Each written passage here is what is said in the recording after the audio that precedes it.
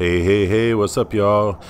This time around in our park reviews, we are doing, first for me, we are going to a brand new park, Six Flags Great America in Chicago. This was the first time I ever visited this park, so this is the first time on the channel that I'm actually reviewing a park that I had never been to before. This is one of Six Flags flagship parks, and overall, I liked it. I thought it was a pretty good park. I'd heard good things about it before I went, and it pretty much lived up to the expectations. They've got a good collection of rides. Obviously, Goliath and Raging Bull are the standouts, of course. Goliath is really fun. I enjoyed it quite a bit, and I will have a review of that coming up. And Raging Bull turned out to be better than I was expecting it to be. I'd always heard it was the worst of the B&M hyper. But I thought it had an interesting layout. I liked it overall. It could do away with the brakes and so forth, but overall I liked it. X-Flight was a lot of fun. This is the second flyer for me, the second wing coaster, excuse me, that I've ridden, and hopefully I'll ride my third in 2 weeks when I go to Dollywood. I thought it was a lot of fun. I really enjoyed that ride. They have the first Batman, of course. It is just as intense as all the others, though it could use some air conditioning in the queue line. They have the Whizzer, which has been with the park since it first opened, and this ride was a lot of fun, actually. I like these old jumbo jet coasters. I've been on quite a few of them. I really enjoyed it, and I'm glad the park did end up saving it because it's just a fun ride. Unfortunately, Demon was closed. That was one of the rides I was looking forward to going on just because it just seems like an interesting coaster to me from the way it started out as the turn of century, and then it was revamped into the Demon a few years after that.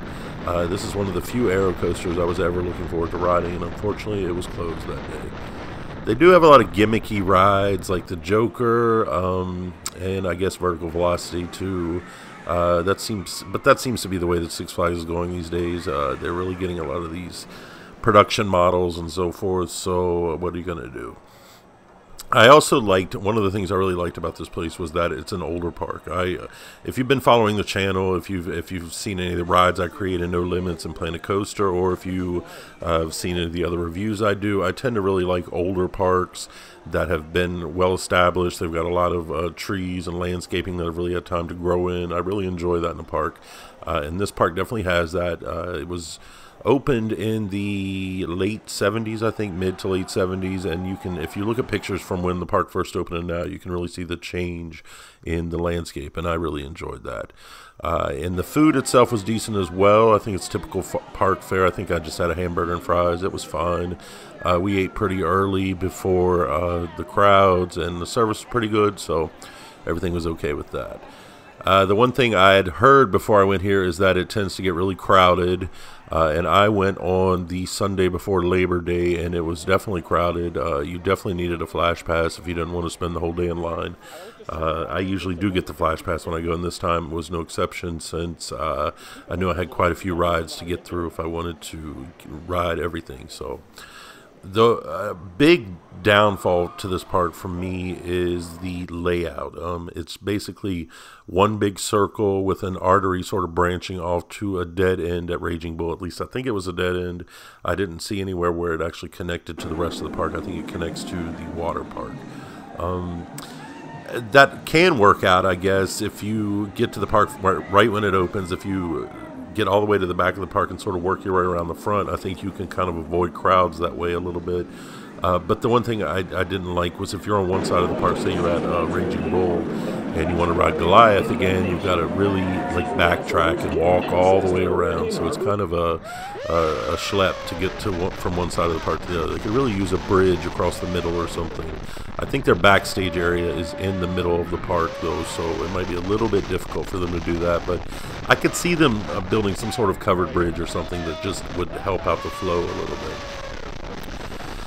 And then, of course, next year they have coming up Max Force. We've all seen the videos by this point of this ride. They had signs everywhere in the park when I went. It looks like a fun ride, but talk about short. I mean, that's a really short ride. And they do have a lot of short rides. Aside from Raging Bull and American Eagle, a lot of their rides are really on the short side. So I think they could use something a little bit longer, but we'll see what the ride is like. I'm sure it'll be a really good jolt. along the lines of something like Top Thrill Dragster or something like that, something that really gets you pumped up really quickly. So it'd probably be a decent addition for them. Overall, I really like this park, but it will probably be a while before I go back. I didn't really feel like anything there aside from maybe Goliath would pull me back anytime soon. It's probably 3 stars out of 5 maybe for me, something like that. So that's about it for this review. If you live in the area or you've been to Six Flags Great America or you have any thoughts or opinions, feel free to express them in the comments down below. Otherwise, I will talk to you next time. Take care and enjoy the ride.